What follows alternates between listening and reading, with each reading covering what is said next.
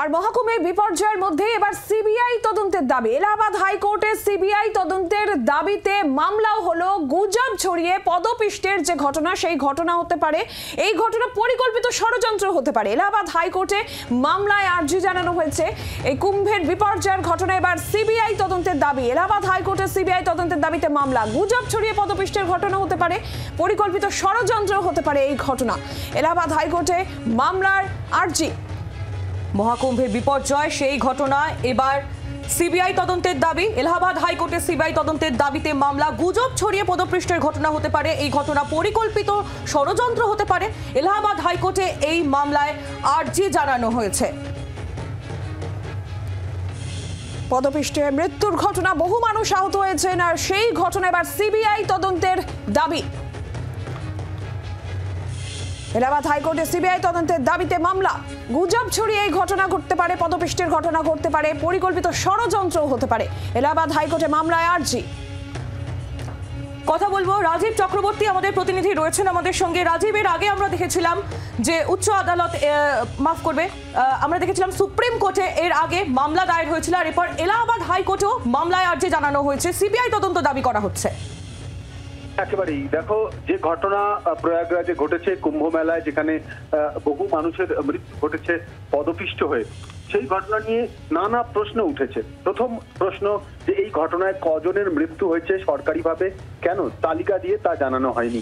দ্বিতীয়ত, এই মামলায় এই ঘটনায় যাদের মৃত্যু হয়েছে তাদের কেন পোস্টমর্টেম করা হয়নি, কেন পোস্টমর্টেম না করে তাদের তালিকা প্রকাশ করে দেওয়া হয়েছে। এবং তার পাশাপাশি একাধিক প্রশ্ন যখন উঠেছে, তখন সুপ্রিম কোর্টে একটি মামলা দায়ের হয়েছে রাজ্য সরকারকে নির্দেশ দেওয়ার জন্য এবং এই ঘটনায় যারা জড়িত তাদের যাতে শাস্তি দেওয়া হয়। কিন্তু এবার এলাহাবাদ হাইকোর্টে একটি মামলা রুজু হলো, যেটি অত্যন্ত গুরুত্বপূর্ণ। সিবিআই তদন্তের আর্জি জানিয়ে এই মামলা হয়েছে। আমরা জানি যে এই কুম্ভ মেলায় যে বিপর্যয় ঘটেছে, সেখানে পদপিষ্ট হয়ে মৃত্যু হয়েছে অনেকের, জানিয়ে সারা দিন কাটানোর পর সরকারের তরফ থেকে অফিসিয়ালি কোনো তালিকা প্রকাশ করা হয়নি কতজনের মৃত্যু হয়েছে, তাদের কারা, তাদের পরিচয় কি। সেক্ষেত্রে তাদের কোনো রকম মৃতদেহগুলি তাদের বাড়িতে পাঠিয়ে দেওয়া হচ্ছে কোন রকম সরকারি তালিকা ছাড়া, এবং সেই পাঠিয়ে দেওয়ার ক্ষেত্রে পোস্টমর্টেম না করেই পাঠানো হচ্ছে।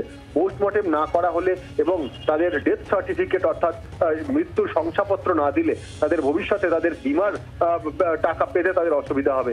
এই জায়গায় দাঁড়িয়ে কিভাবে সম্ভব হয়, একটি সরকার কিভাবে করতে পারে তা নিয়ে প্রশ্ন উঠছে। এবং এই প্রশ্নের মধ্যেই কিন্তু একটি মামলা দায়ের হলো, সেই মামলা রুজু হলো এলাহাবাদ হাইকোর্টে। এখন হাইকোর্ট এই বিষয়ে কি নির্দেশ দেয় সেদিকেই নজর থাকে।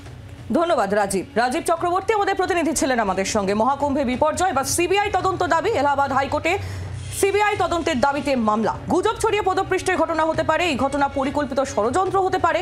এলাহাবাদ হাইকোর্টের মামলায় আর্জি।